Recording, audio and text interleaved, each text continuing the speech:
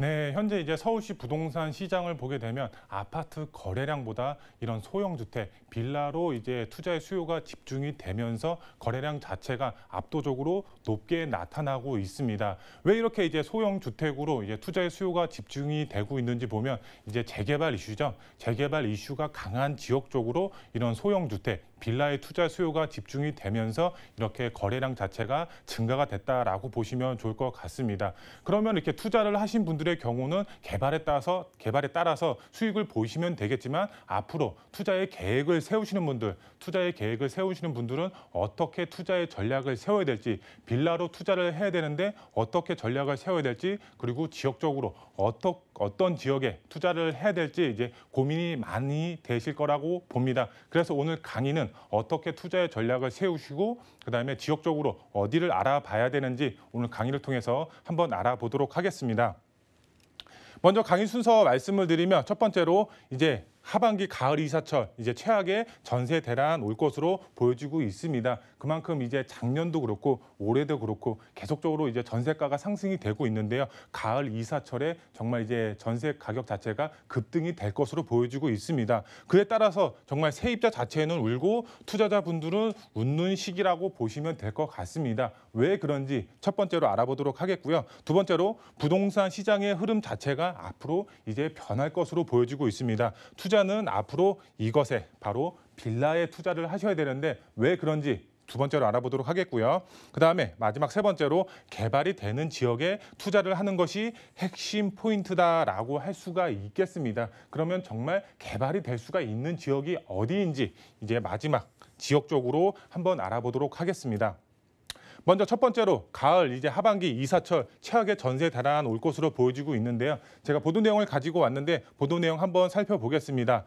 매물 줄고 전세값 껑충, 가을 사상 최악의 전세 대란 오나 이렇게 보도 내용이 나와 있습니다. 작년도 그랬죠. 작년 자체에도 가을 이사철에 전세값이 정말 급등이 됐었습니다. 하지만 올해도 이렇게 전세 가격 자체가 급등이 될 것이다라고 이렇게 이제 보여지고 있습니다. 왜 그런지 한번 이제 보도 내용을 보면은 이제 서울 전세값 이제 104주 연속 지속적으로 상승이 되고 있고 문정부 이제 출범이 되고 나서 이제 4년간 이제 44%가 상승이 됐다. 정말 어마어마한 수치가 상승이 됐다라고 이렇게 보도 내용이 나와 있고요. 왜 이렇게 상승이 됐냐 보면은 이제 임대차 보호법 그리고 청약 대기 수요자들이 몰리고 그만큼 물량 자체가 부족해지면서 이렇게 수급 불균형이 가중이 되면서 전세 가격이 급증이 됐다 이렇게 보면 좋을 것 같은데요.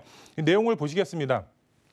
유례없는 전세난이 사상 최악으로 치닫고 있고 전세 시장에서 비수기 5월에서 6월 서울 비롯한 수도권에 갈수록 전세 매물 자체가 줄어들고 있고 전세값은 치솟는데 전세 매물 자체가 품귀 현상이 짙어지면서 지난해 하반기에 발생한 전세 대란이 올 가을에 재현될 수 있다는 우려가 커지고 있다 이렇게 보도 내용이 나와 있습니다. 임대차 보호법 이제 임대차 이제 3법이죠. 이거하고 그다음에 실거주 의무상 집주인분들 이제 실거주 의무사항 자체가 강화되면서 그만큼 이제 전세난을 부추기는 정부의 정책들이 전세값 상승으로 이어지고 있다 이렇게 보도 내용이 나와 있습니다. 그리고 내용을 또 이제 한 번 더 보시게 되면 갈수록 커지는 재건축 기대감과 이주 수요 증가에 따른 3기 신도시 청약 대기 수요까지 겹치면서 시장 불안이 가중되고 있고 보유세 강화 등 이제 세금적으로 부담이 늘어난 집주인분들이 세입자한테 이 세금적인 부담을 전가하고 있다. 그만큼 이제 전세 가격 자체가 급등이 되고 있다라고 보여지고 있습니다. 앞으로도 이런 이제 정부 정책 자체가 완화가 되지 않는 이상은 이런 이제 세금적인 부분들 자체가 이런 세입자들한테 전가가 되면서 이렇게 전세 가격 자체가 계속적으로 급등이 될 수가 있는 여력을 지금 현재 부동산 시장에 가지고 있다라고 보시면 될 것 같은데요. 이제 세부적으로 좀 보시게 되면 전세값 급등이 되는 이유 이제 첫 번째로 보시게 되면은 임대차 3법이 이제 거의 주가 되겠죠. 왜 그러냐? 이제 여기 임대차 3법 안에 이제 계약갱신 청구권이 있죠. 계약갱신 청구권. 그전에는 2년만 거주하고 새로 이제 계약서를 작성해서 다시 거주를 하든가 아니면 이사를 갈 수가 있었는데 요게 이제 계약갱신 청구권 때문에 2+2전 2년을 더 거주할 수가 있는 권리가 생기면서 그만큼 매물이 부동산 시장에 나오지 않으면서 매물 부족 현상으로 인해서 전세 가격 자체가 급등이 되고 있는 이유다. 이렇게 보시면 될 것 같고요. 두 번째로 집주인 실거주 요건 자체가 강화됐죠. 집주인분들이 이제 뭐 세금적으로 됐던 이런 여러 가지 이제 사항으로 인해서 집주인분들이 실제로 거주를 하면서 이 전세 물건 자체가 시장에 나오기가 힘들죠. 여러 가지 요건 자체가 있죠. 뭐 비과세를 받을 수가 있는 2년 실거주 요건이라든가 아니면 뭐 재건축 2년 이제 실거주 요건 이제 2년을 실거주 하지 않으면은 이제 현금 청산을 당하기 때문에 입주권을 받기 위해서는 이제 2년을 무조건 실거주를 해야 되죠. 집주인 입장에선. 그리고 이제 뭐 장기보유 특별공제 그 전까지는 이제 보유만 10년 하고 있어도 80%를 받을 수가 있었지만 앞으로는 이제 이번 연도부터는 10년 동안 보유를 하고 그다음에 거주를 또 10년 동안 해야지 80%를 받을 수가 있죠. 그만큼 집주인분들의 실거주 요건 자체가 강화되면서 이런 매물 자체가 시장에 나오기가 힘들죠. 그러면 당연히 매물이 부족할 수밖에 없겠죠. 매물이 부족하면 당연히 수요는 많다. 매물이 부족하다. 당연히 가격은 급등이 될 수밖에 없겠죠. 그러면 전세값 상승이 투자하기 좋은 시점이라고 하는데 왜 그럴까요? 왜 이렇게 전세값이 상승하면 투자자분들한테는 좋을까? 바로 갭 투자하기 좋은 시점입니다. 왜? 소액으로 접근이 가능하기 때문에 이제 뭐 예를 들어서 이제 설명을 드리면은 우리나라에만 있는 이제 전세죠. 이제 외국에는 전세라는 이제 개념 자체가 없죠. 이제 매매나 월세만 있고 외국에서는 우리나라에만 유일하게 있는 이제 전세 제도라고 보시면 될 것 같은데요. 이런 전세 제도로 인해서 그만큼 투자자분들은 내 자금 자체를 줄이면서 투자가 가능하죠. 그만큼 전세값이 이제 상승이 되면 투자자분들은 그만큼 내 자금 자체를 줄이면서 투자가 가능하죠. 지금 자체 이제 부동산 시장을 보게 되면은 전세값이 그만큼 급등이 되면 투자자분들은 웃을 수밖에 없겠죠. 본인의 투자금 자체가 줄어드는 효과를 볼 수가 있기 때문에 그렇기 때문에 갭 투자하기 정말 좋은 시점이다라고 보시면 좋을 것 같습니다. 그러면 투자는 어떤 종목에 투자를 해야 될까요? 바로 재개발 예정지에 투자를 하셔야 됩니다. 왜 재개발 예정지에 투자를 해야 되는지 다음 화면을 통해서 한번 알아보겠습니다. 부동산 이제 흐름 자체가 변하고 있습니다. 투자의 흐름 자체가 변하고 있는데요. 왜 이렇게 부동산 투자의 흐름 자체가 변하고 있는지 알아보면 우선 보도 내용을 살펴보겠습니다.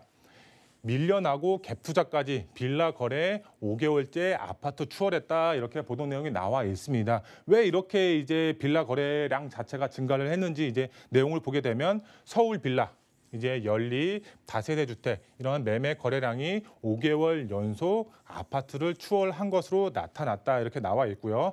아파트 매매 전세 가격이 쉼없이 오르자 주거 환경이 열악한 빌라에 둥지를 튼 수요자들이 늘고 있어서다 이렇게 나와 있습니다. 여기에 정부의 이사 공급 대책 그리고 서울시의 재개발 활성화 방안 등으로 막연한 개발 기대감을 안고 갭 투자에 나서는 수요가 가세했다 이렇게 보도 내용이 나와 있습니다. 그만큼 이제 앞으로 정말 재개발 가능성을 보고서 이렇게 미래 가치가 높은 개발 가능성이 높은 지역으로 이렇게 갭 투자 이제 전세 가격 자체가 급등이 되면서 이제 본인의 투자금 자체가 낮기 때문에 아파트 자체는 이제 정말 지가 자체가 굉장히 높죠. 그리고 이제 대출 이제 규제도 어느 정도 이제 완화가 됐다고 하지만 다주택자 분들의 경우는 이 대출을 받고 싶어도 받을 수가 없죠.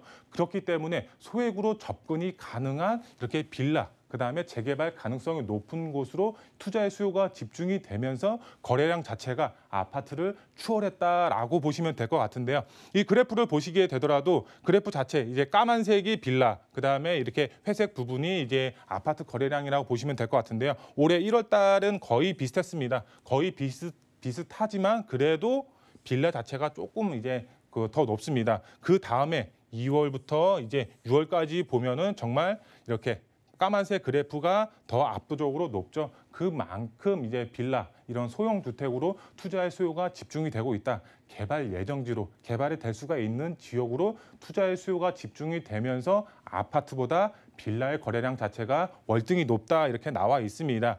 빌라 거래 5개월 연속 아파트를 추월했다 이렇게 나와 있습니다. 빌라가 아파트 거래량을 추월하는 흐름 자체는 당분간 유지될 것이다 이렇게 보도 내용이 나와 있습니다. 그만큼 앞으로 재개발 가능성이 이제 굉장히 높죠. 오세훈 시장 자체도 민간 재개발을 활성화하겠다. 그리고 이사 공급 대책도 이제 3080 플러스죠. 그만큼 재개발을 통해서 이제 공급 물량을 확보하겠다라고 하면서 재개발 활성화에 따른 투자의 수요가 그만큼 집중이 되고 있다라고 보시면 될 것 같은데요.